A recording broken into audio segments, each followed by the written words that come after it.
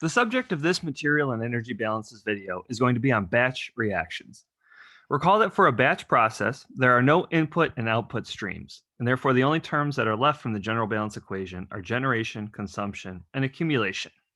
If I wanted to write these in algebraic terms, I could call R gen minus R consumption is equal to accumulation, which is d dt. So the dependent variable here could be whatever quantity that you're balancing. So for example, we can call it the change in the number of moles with respect to time. And I wanted to start this video by focusing on what I can write here for the rate of generation and the rate of consumption. And this is a subject that will be addressed more thoroughly in your future kinetics course, which you'll take in your senior year. For now, we are going to assume the simplest thing we can assume and say that all chemical reactions that we will see in this class will follow an elementary rate law. And I'll explain a little bit more about what that elementary rate law is as the video proceeds. It means that the rate of the chemical reaction is proportional to the concentration of reactants to the power of their stoichiometric coefficients. So let's take an example chemical reaction. Let's say that A plus 2B goes to C. What I mean by the rate law is proportional to the concentration of reactants. So what is the rate of reaction here? Well, proportional to means I need some constant of proportionality. So we'll call that K1. Oftentimes, the proportionality constants for chemical reactions are given the variable name K, and proportional to the concentration of reactants to the power of the stoichiometric coefficients. So it's going to be K1 times Ca times Cb square, where the square here reflects the fact that the stoichiometric coefficient of B is 2, and there is no exponent on Ca because the stoichiometric coefficient is assumed to be 1. So therefore, if I wanted to write the rate of consumption of component A, so there's no A that gets generated in this chemical reaction. Therefore, the rate of generation of A is 0. I could say the rate of consumption of A is directly equal to the rate of reaction because 1 mole of A is being consumed for every time this reaction goes forward. So the rate of consumption of A I would write as K1 times CaCb square. And these should stay consistent in how I'm notating it in the cursive K. Similarly, I could say the rate of generation of B, so R gen for B would be how I'd write it, is going to be 0. However, the rate of consumption of B is going to be equal to 2 times K1 times Ca times Cb square. In other words, I can't forget about the stoichiometric coefficient of 2. And sometimes students say, well, I already accounted for it by the fact that the rate of reaction, I squared the Cb. But you have to remember that the rate of consumption is going to be twice the rate of consumption of A. So I have to account for that as well with the stoichiometric coefficient there as well. And then the rate of generation of C is going to be equal to K1 Ca Cb square. And say I had a 4C here. Let's make it 4C. I want to do that to illustrate where you would account for the stoichiometric coefficients. There would be a 4 out front here. Notice that the products that you make do not influence the rate of reaction at all. So this 4 should not be in any exponent. And the rate of consumption of C is going to be 0 based on the fact that it is irreversible and C is a product. So this is how rate laws work and how generation and consumption terms will work as well. So I guess to generalize, if you want to figure out what the rate of reaction is, we will always be assuming that it's an elementary rate law, and you will multiply the concentrations of the chemical components exponentiated or to the power of their stoichiometric coefficient, and then the rates of generation or consumption is equal to the rate of reaction times the stoichiometric coefficient. So let's do some example problems on batch reactions. And we'll start really simple with just an isomerization reaction occurring in a batch reactor. Batch isomerization.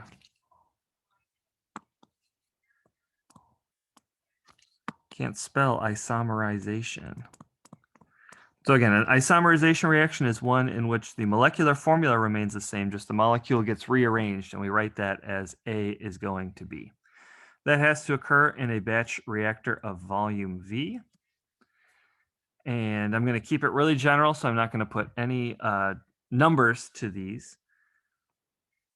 We will call the concentration of A at time 0 equals to Ca naught, Ca 0.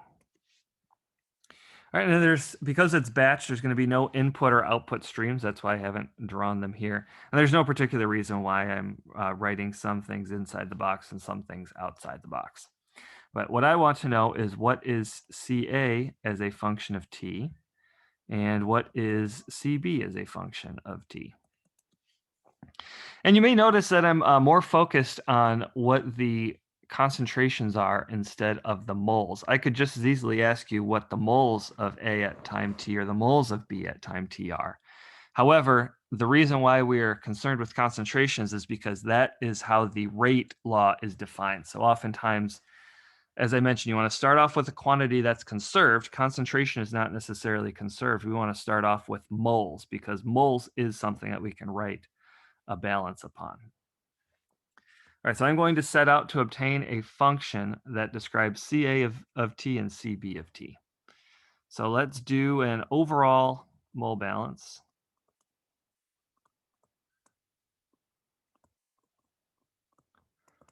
And by an overall mole balance, I could say dN dt, the accumulation of moles, is equal to moles in minus moles out, which are both 0, is equal to the rate of total generation minus the rate of total consumption.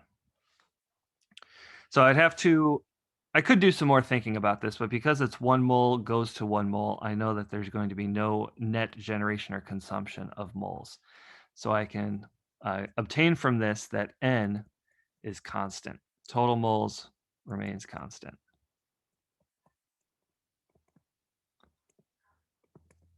Okay, so now let's do a balance on A. A mole balance. Okay, remember, always start with a conserved quantity. So I'm starting with moles. Number of moles of component A I'm going to call Na times dt is equal to Ra gen minus Ra consumed. And I have not said what the rate law constant is for this chemical reaction. I'm going to go back in and call it K1 as I did before. So I need to figure out what the rate of this chemical reaction is. And as I'll always do in this class, we'll assume it's elementary. An elementary rate law would be K1 times Ca. It's relatively simple for an isomerization reaction. There is no A that gets generated in that chemical reaction, so the rate of generation of A can be crossed out. The rate of consumption of A is K1 Ca. Now, the number of moles of A is a function of time, and in order to separate these variables appropriately, I need to express the number of moles of A in terms of the other things I already have. So I want to express it in terms of concentration. So again, doing a dimensional analysis, moles are in moles, concentration is in moles per liter. Therefore, I can say that Na is equal to Ca times V, where V is the volume of the chemical reaction. So I'm going to need to assume that V is a constant, assume constant volume batch reaction,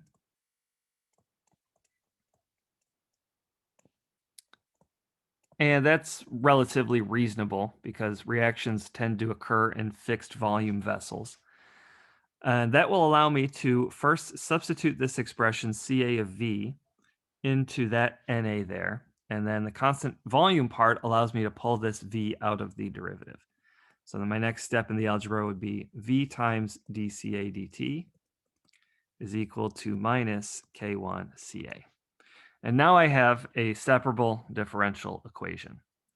So I can take Ca over to the other side, take V and dt over to the other side, and I will obtain dCa over Ca is equal to minus K1 over V times dt. And I have just realized that I've made a very, very serious and grave mistake that I see students make all the time. So I do the same mistake as well. If I go back, I was not making sure to keep careful track of my units. But K1, oftentimes you see when the reaction is first order, or in other words, proportional to Ca and not Ca squared or anything like that. K1 has units of 1 over seconds, inverse time. Concentration is going to have units of moles per volume. And therefore, when I multiply everything together, I've got moles per second per volume, but all terms in this equation that I've written there must be in terms of moles per second, right? dNA dt, it's a mole balance, that's moles per second. And therefore, in the rate of the chemical reaction, I need to multiply times V, because V times Ca is going to give me moles, the K is going to give me 1 over second. And also make just a parenthetical note that the proportionality constant K can have different units depending on what order the reaction is. So for a second order reaction, which I'll talk about in a moment, the K will have different units. So that's why I need to make sure that I have a V there, and therefore the V is going to cancel out. I knew something was off when I saw that V in the final expression. So the volume of the chemical reaction should not depend on, I'm sorry, the concentration should not depend on the volume if it's constant. That would be something that doesn't make physical sense. So hopefully that explanation was sufficient. And then I should also be sure to double check and make sure I'm including my V's here for the rate of consumption for all these. And you may be confused about why I didn't multiply it by V to the third to cancel out the other two units. The reason for that is that the other units of volume are involved in this K. So this would be a third order reaction, 1 from the Ca and 2 from the Cb. So for a third order reaction, which is what this is, the units of K is in, let's see, it would be volume to the volume squared per mole squared per time, right? And then when I multiply by two concentrations, the moles per volume cancel out. I multiply by another concentration, I get moles per volume again, and then I multiply by the volume to give me, finally, moles per time should be what the rate of consumption is in. Okay, back to solving this. Left-hand side is ln of Ca. Right-hand side is minus K1T plus C. Solving for Ca gets me Ce to the minus K1T. And solving for this constant of integration, Ca at time 0 was Ca naught, so is equal to C exponent of 0, which is 1. So C is equal to Ca naught, Ca 0. So my final expression for Ca is Ca naught times E to the minus K1T. This is my expression for Ca as a function of time. This is exponential decay. It is going to decrease like so. So as time goes to infinity, it should be going to 0, which makes sense. And Ca naught is up there. All right, let's do B for the same reaction. So there's two ways that you could do B and just say that whatever moles of A are in the reaction must have been reacted to form B. So just by looking at it, I can kind of assume that the profile for B is going to look something like that because the overall moles must be constant. But let's go through and prove it with math. I'll do it in gold this time. So balance on B. Okay, dNB dt is equal to the rate of consumption now of B is 0, but the rate of generation is non-zero. The rate of generation of B is K1 times CA times V. Now keep in mind again that the rate of generation of B doesn't depend on the concentration of B, it depends on the concentration of A. So the rate always depends on the concentration of the reactants, not the products. But I have a problem here because when I go through and I substitute in, I'm going to get V times dCB dt is equal to K1 CA times V. So therefore, I can't really separate variables quite yet. I cannot take CA over to the other side and integrate because CB is not equal to CA. However, I've already solved for CA as a function of time. Therefore, I'm just going to go ahead and plug that in. So V, first of all, the V's cancel, so I can get rid of that actually. dCB is equal to K1, and I'm going to plug in the expression for CA, which was CA0 e to the minus K1t dt. And I'm going to keep this on this side because I have a t in it, right? And I want to separate variables, so I want to keep the t's over to the other side. And I actually don't need these brackets. I was just doing the brackets just to make it clear. And CA0 and K1 are both constants that can come out of the integral. Okay, the left-hand side is ln of CB when I integrate it. And the right-hand side, so when I integrate this minus k e to the minus K1t, a 1 over minus K1 is going to come out of the integral. So it's going to cancel with this K1. So I'm going to get minus CA0 exponent of K1 times T. And I got to add a plus C.